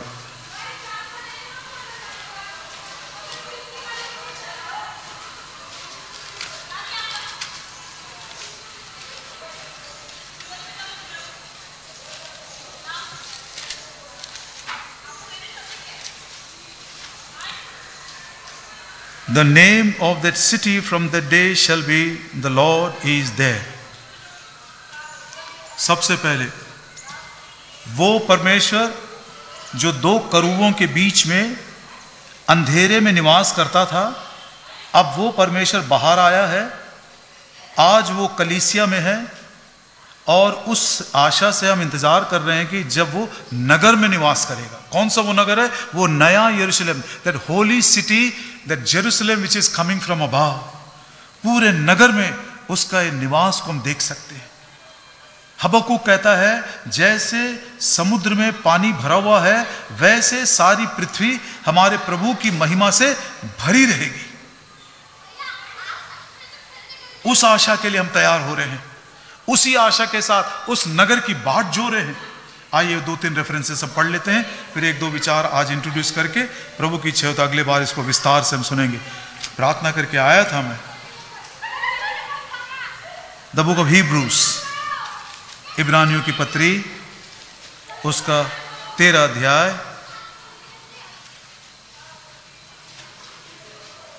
22 वचन। इब्रानियों की पत्री 12 अध्याय और उसका 23 वचन, 22 वचन, 12 का 22। You are come unto Mount Zion unto the city of the living God, heavenly Jerusalem, innumerable company of angels, to the general assembly and church of the firstborn, which are written in heaven, and to God the judge of all, and to the spirits of just men made perfect. कहता है हम उस जीवते परमेश्वर के नगर तक पहुंचे हैं जो स्वर्गीय यरूशलेम है। प्रकाशित वाक्य और उसका 21 अध्याय, the book of revelation chapter 21 और उसका versus 10 and 11. Revelation chapter 21 versus 10 and 11. आइए 9 से पढ़ लेते हैं। There came unto me one of the 7 angels which had the 7 vials full of the 7 last plagues, and talked with me, saying, Come hither, I will show thee the bride, the Lamb's wife. And he carried me away into the spirit to a great and high mountain, and showed me that city, the holy Jerusalem, descending out of heaven from God, having the glory of God, and her light was like unto a stone most precious, even like a jasper stone, clear as crystal. और बहुत सारी बातें आगे फिर बताई गई है उस नगर के बारे में। It is called the holy Jerusalem, पवित्र यरूशलेम।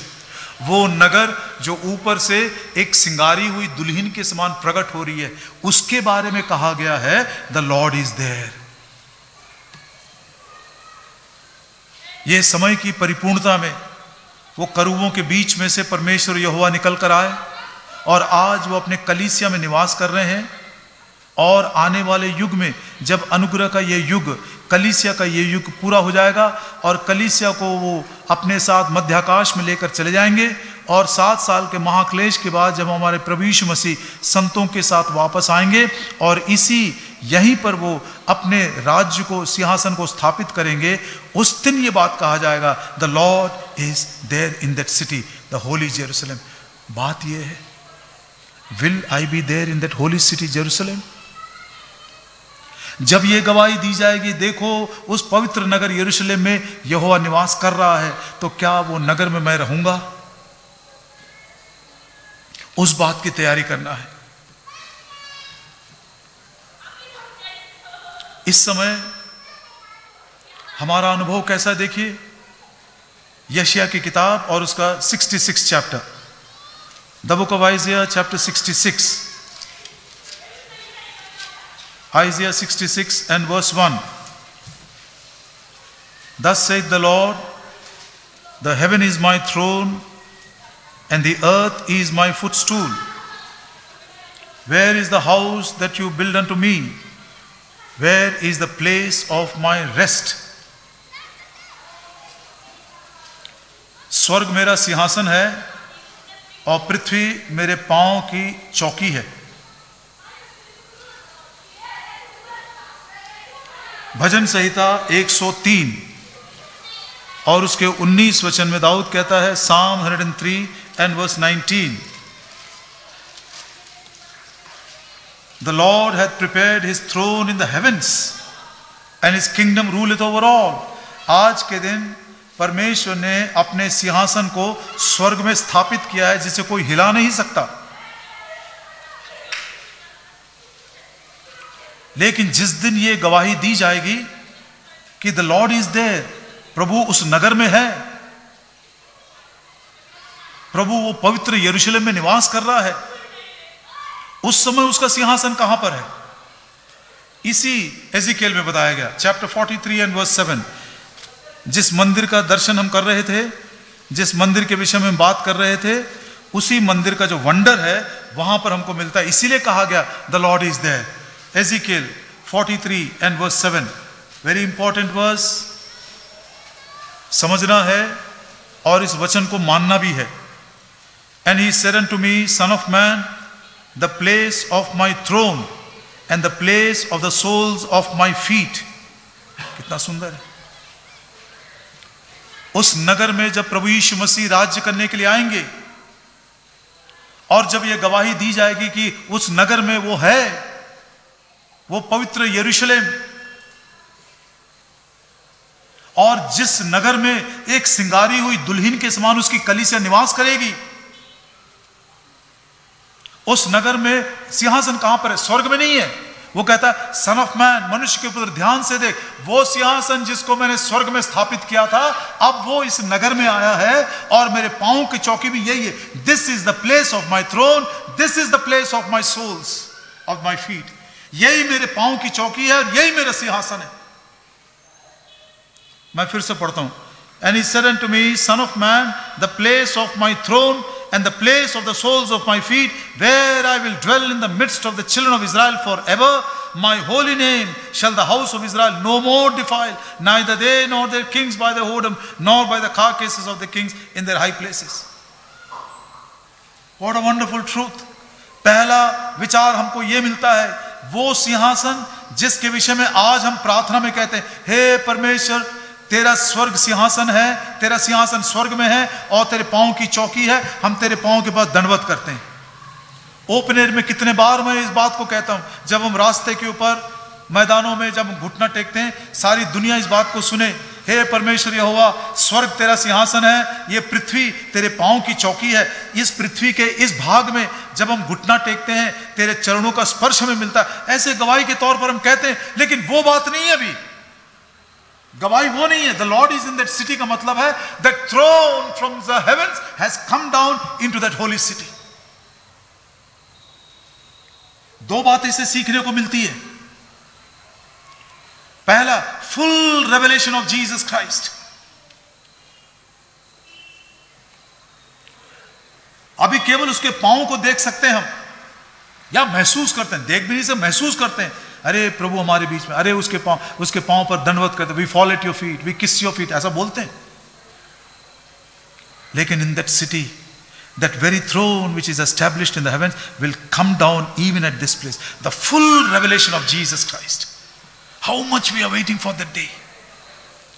कहता है अभी हम धुंधला देखते हैं, ऐसा लगता है जैसे ग्लास में से देख रहे हैं, लेकिन जब वो प्रकट होगा तो उसको हम वैसा ही देखेंगे जैसा वो है। कुरिन्थियों की पहली पत्री, don't you have this hope? क्या ये आशा नहीं है? क्या वो उत्सुकता नहीं है? इस आशा में क्या हम अपने आप को तैयार कर रहे हैं एक सिंगारी हुई दुल्हन के समान? पहला कुरिन्थी उसका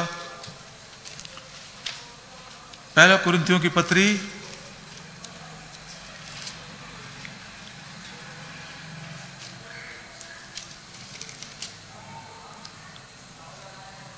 माफ करिएगा, 2 Corinthians chapter 3 और उसका 18 वचन, 2 Corinthians 3 का 18।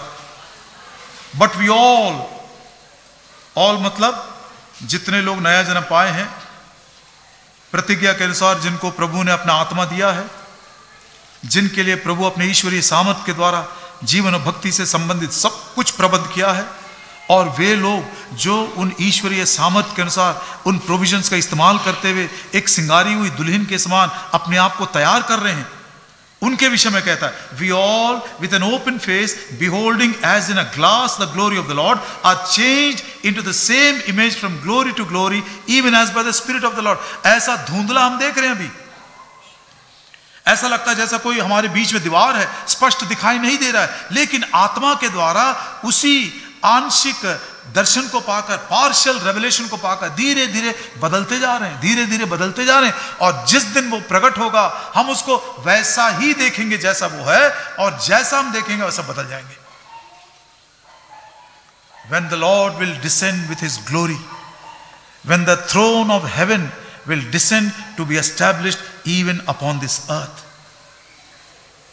full revelation, कोई छिपी हुई बात नहीं है, हम उसको वैसा ही देखेंगे जैसा वो है, लेकिन आज पार्शियल है, ऐसा लगता है जैसा धुंधला, हम पूरा समझ नहीं सक रहे, लेकिन प्रभु ने अपना आत्मा दिया है, वो आत्मा हमारी आवश्यकता के अनुसार, ज्ञान की बातें नहीं भी जानते तो कोई परवाह नहीं, लेकिन प्रभु की बातों को धीरे धीरे थोड़ा थोड़ा समझते हुए, उसके प्रेम के बारे में, उसकी नम्रता के बारे में, उसकी दीनता के बारे में, उसकी सच्चाई के बारे में थोड़ा थोड़ा समझते हुए हम बदलते जाएं, और जिस दिन वो प्रकट होगा उसको हम वैसा ही देखेंगे जैसा वो है। Son of man, this is the place of my throne and this is the place of the soles of my feet. Lord, give us a better revelation about the Lord Jesus Christ than the last year 2020. प्रभु जी आपके बारे में कुछ और प्रकाश, कुछ और प्रभु जी हमको ज्ञान दीजिए पिछले साल से ज्यादा। दूसरा उसका मीनिंग क्या है? The book of Jeremiah chapter 3 and verse 17, यिर्मयाह की किताब उसका 3 अध्याय और उसका 17 वचन। The book of Jeremiah chapter 3 and verse 17, At that time they shall call Jerusalem the throne of the Lord, and all the nations shall be gathered unto it, to the name of the Lord, to Jerusalem. Neither shall they walk any more after the imagination of their evil heart. Son of man, this is the place of my throne, and this is the place of my feet. प्रत्यक्ष रूप में इसका अनुभव हम 1000 साल के राज्य में करेंगे, लेकिन मेरा हृदय कहता है इस अनुभव को हमारे बाप दादों ने, हमारे पूर्व दिनों के सेवकों ने वो किए हैं। We can say in the days of Brother Baksing, in the days of his co-workers, even in the days of our fathers, the throne of God was established in their midst. That's the reason nobody did according to the imagination of their own heart. कोई भी अपने मन की मर्जी के अनुसार नहीं करता था।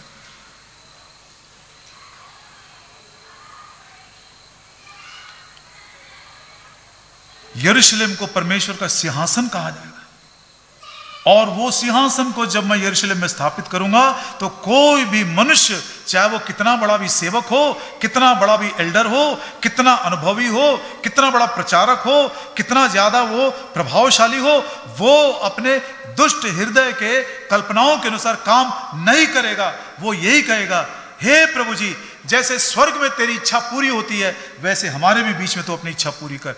That was the reason we saw glory in the early days. These days that throne is missing from the house of God. सब कुछ है, सब कुछ है। मुझे अच्छे से याद है,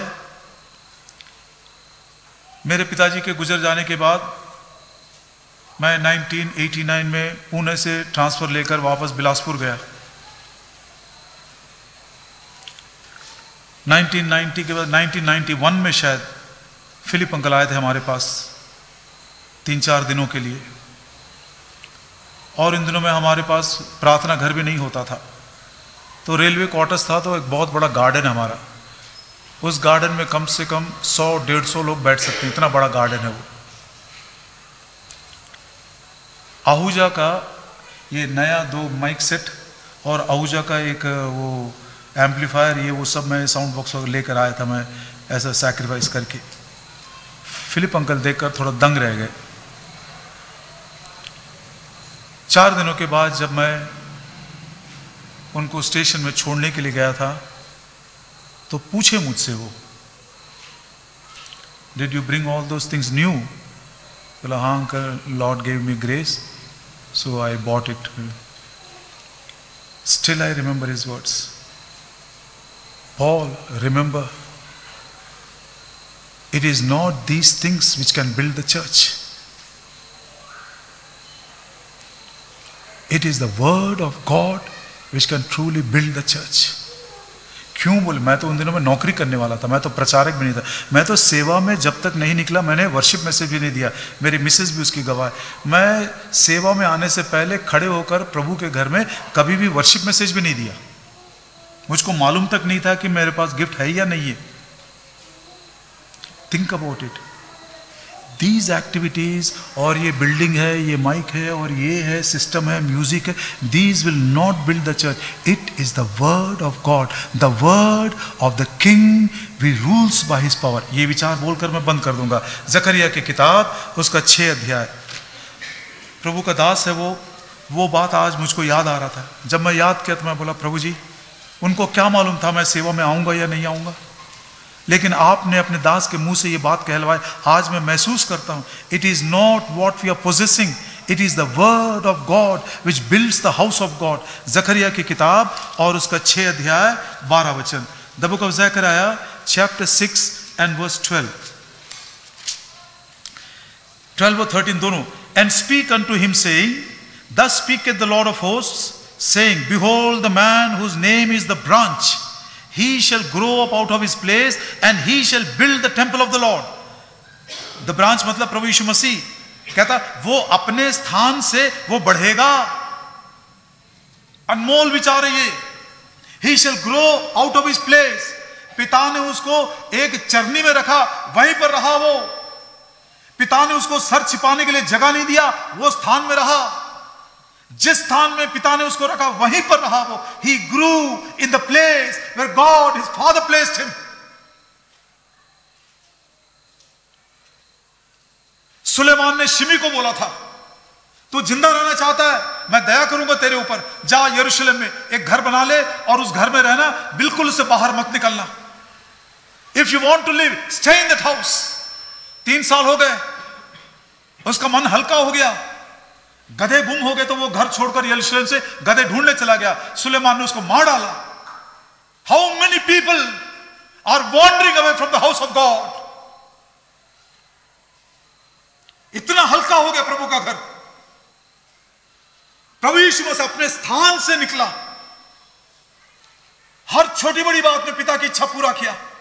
और वो बोलता उसने घर बनाया, कलवरी के क्रूस के लहू का दाम देकर अपनी कलीसिया को खरीदा, कलीसिया को बनाया. अब उसके बाद क्या कर रहा? 13 वचन में, even he shall build the temple of the Lord, he shall bear the glory, shall sit and rule upon his throne, and he shall be a priest upon his throne, and the council of peace shall be between them both. कहता है वो अपने मंदिर को बनाएगा और उस मंदिर की महिमा को भी वही लेगा. किसी को चुराने की आवश्यकता नहीं है. मैं अपनी महिमा किसी को नहीं दूंगा. Cursed is the man who robs God of his glory in his house. और कहता उसके घर में सिंहासन लगाकर वो राज्य करेगा और याजक के समान उस सिंहासन के ऊपर से वो सेवा करेगा और दोनों सेवकाई के बीच में शांति बहाल करेगा. He will rule like a king and he will protect like a priest.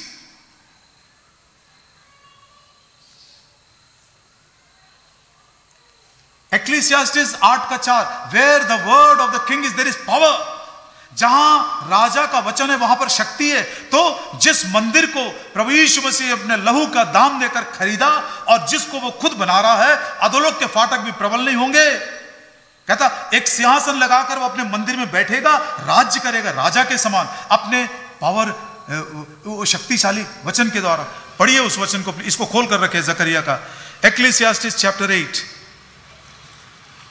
I tremble at those who treat the house of God so lightly. मेरा घर नहीं है ये भाई भक्त सिंह की कलीसिया नहीं है ये प्रभु यीशु मसीह की वो कलीसिया है जिसने खून देकर खरीदा है और वो खुद बना रहा है. Ecclesiastes chapter 8 and verse 4, where the word of the king is, there is power.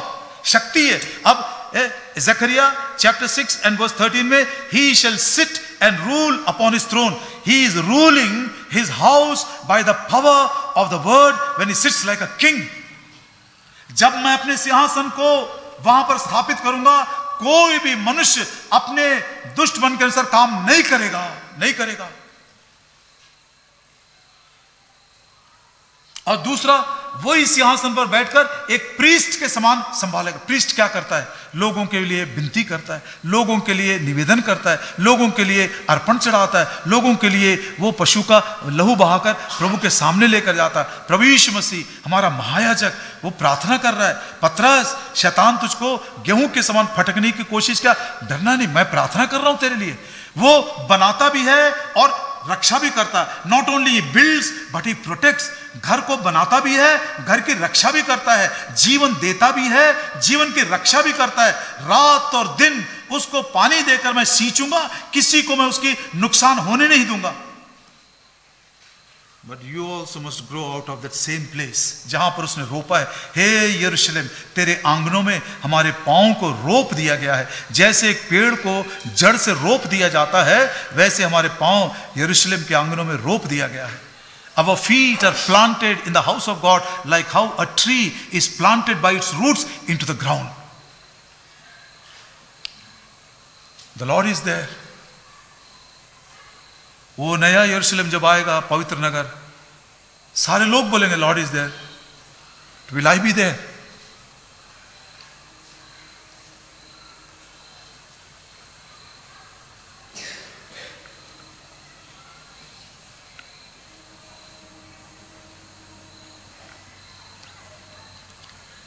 Prepared, holy, like a bride. राजा के समान वचन के द्वारा न्याय करेगा, एक याजक के समान अपनी प्रार्थना की शक्ति में संभाल कर रखेगा। राजा की सेवा, याजक की सेवा, बनाता रहेगा, संभालेगा, तब बोलता शांति स्थापित होगा। Throne speaks about rule, footstool speaks about rest. Maryam पांव के पास बैठी है, थोड़ी देर के पास मरियम उसके पांव के पास गिर पड़ी है। एक और उदाहरण में रूथ उसके पांव के पास लेटी हुई है, rest. God willing, we shall continue next Friday.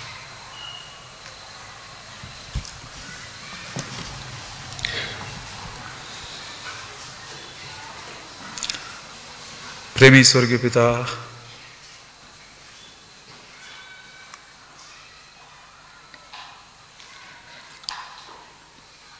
बहुत सालों के बाद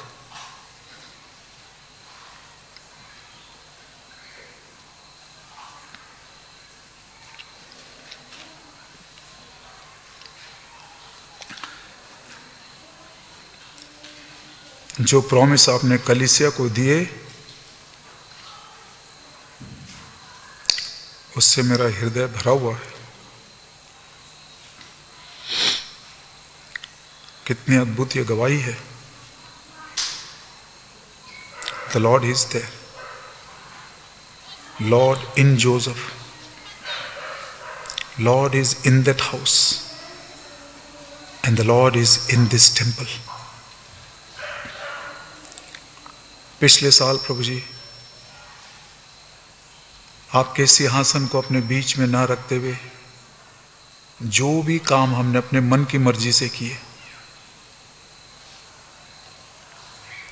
एक राजा की हैसियत से, वचन के अधिकार से हमको आप बनाना चाहते थे, हमने नहीं माना, उसके लिए क्षमा चाहते। एक याजक के समान प्रार्थना की शक्ति के द्वारा हमको आप संभाल रहे थे। आज हम उस बात को महसूस करना चाहते हैं।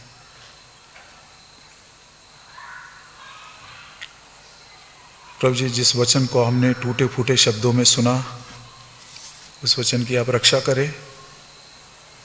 हमारे व्यक्तिगत जीवन में, पारिवारिक जीवन में और कलीसिया में एक नए अनुभव को हम पा सके। The Lord is there. जब लोगों को पता चलेगा कि यरूशलेम में प्रभु ने अपने घर में, प्रभु ने अपनी कलीसिया में एक सिंहासन स्थापित किया है, वहाँ पर प्रभु अपने वचन के द्वारा राज्य करता है, अपने याजकीय सेवकाई के द्वारा उनको संभालता है। वचन और प्रार्थना को वहाँ पर महत्वपूर्ण बताया गया है। लोग दूसरे नेशंस के जो हैं वो भी दौड़ते हुए आएंगे। एक ऐसे अनुभव में हम सबको आप लेकर आए प्रभु जी।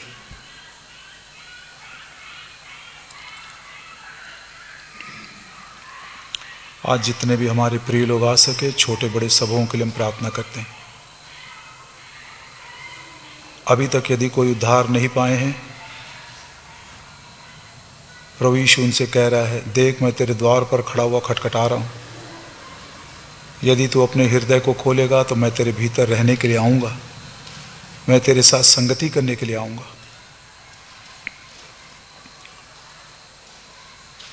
और यदि कोई उद्धार पाने के बाद भी आपकी उपस्थिति को अपने हृदय में महसूस नहीं कर रहा है, चाहे वो अशुद्धता के कारण हो या किसी घमंड के कारण हो या किसी अनाज्ञाकारिता के कारण ही क्यों ना हो, हे दयालु पिता, आज हम सब कुछ आपके सामने मान लेते हैं। हमारे घरों में भी माता पिता को सद्बुद्धि दीजिए। प्रसव की वेदना से हमने बच्चों को जन्म दिया, लेकिन उसी वेदना के द्वारा, प्रार्थना के द्वारा हम अपने बच्चों को संभाल सकें, जैसे अय्यूब ने अपने बच्चों को संभाला। प्रभु जी, दुनिया की दृष्टि से हमारे बच्चे बड़े होनहार हैं, लंबे लंबे वचन के भाग को सीखते हैं, कंठस्थ करते हैं, अच्छा म्यूजिक बजाते हैं, क्या क्या नहीं करते प्रभु जी, लेकिन उनके हृदय में क्या प्रभु के लिए, प्रभु के वचन के लिए जगह है, उस बात की भी हम चिंता करें।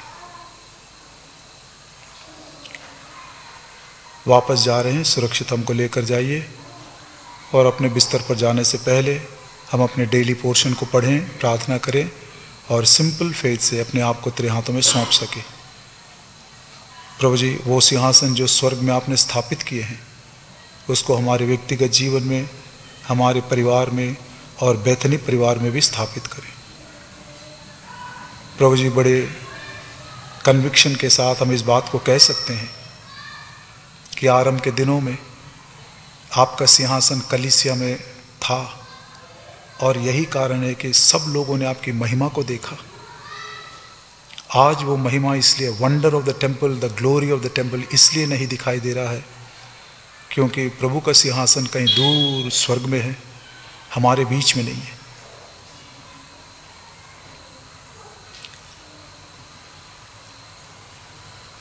धन्यवाद देते उन पुरानी यादों के लिए, पुराने अनुभवों के लिए और हमारे बाप दादों की गवाही के लिए। कम से कम थोड़े मात्रा में इस वर्तमान पीढ़ी को हम उन दिनों की महिमा को बता सके। कल सुबह हम फास्टिंग प्रेयर के लिए आएंगे ठीक 10 बजे, बहुतों को लेकर आइए। संडे आराधना की सेवा है, बहुतों को लेकर आइए। भाई अरुण का प्रभु जी सर्जरी हो चुका है, बोन 2 जगह से टूट गया था, और कल हम उसे मिलने के लिए जाएंगे। पूर्ण चंगाई के लिए आपसे विनती और प्रार्थना करते हैं। दयालु पिता सिस्टर भाग्या को भी हम याद करते हैं, उनका बायोप्सी का रिपोर्ट नॉर्मल आए, यह आपसे नम्र प्रार्थना है। और प्रभु जी, जितने हमारे बुजुर्ग सेवक हैं उनको भी आपके हाथों में सौंप देते हैं। 18 तारीख को भाई रूबेन और बहन मारिया की पवित्र विवाह है, उस विवाह में भी प्रभु जी आप अपने महिमा को प्रकट करें और बड़ी सादगी के साथ आपको ऊंचा उठाते हुए प्रभु जी खुशी और आनंद के साथ हम उस रस्म को पूरा कर सकें। 20 तारीख को इच्चल करंजी में एक दिन की सेवा है। फरवरी 1, 2, 3, 4 प्रभु जी भीमावरम में यूथ कैंप है। 28 फरवरी से लेकर 3 मार्च तक प्रभु जी टाटा नगर में एनिवर्सरी गैदरिंग्स हैं सभी सेवाओं के लिए। और कल से यहोवा शम्मा में यूथ कैंप शुरू हो रहा है। भाई देवदास सूर्यवंशी और भाई टाइटस को हम याद करते हैं प्रभु जी, जिस उद्देश्य से आप लेकर गए हैं उसे आप पूरा करें, अक्षरशः वचन की भरपूरी देकर जो लोग आते हैं सबको आप तृप्त करें। वचन के अलावा हमारे पास दूसरा कोई हथियार भी नहीं है, the powerful word of God, जिसके द्वारा आप हमारे जीवनों को बनाते भी हैं। हम दोनों के लिए प्रार्थना करते हैं। हमारे जवान बच्चे जो अपने फाइनल एग्ज़ाम्स की तैयारी कर रहे हैं, आप उनको बुद्धि और ज्ञान देकर अच्छी सफलता दीजिए।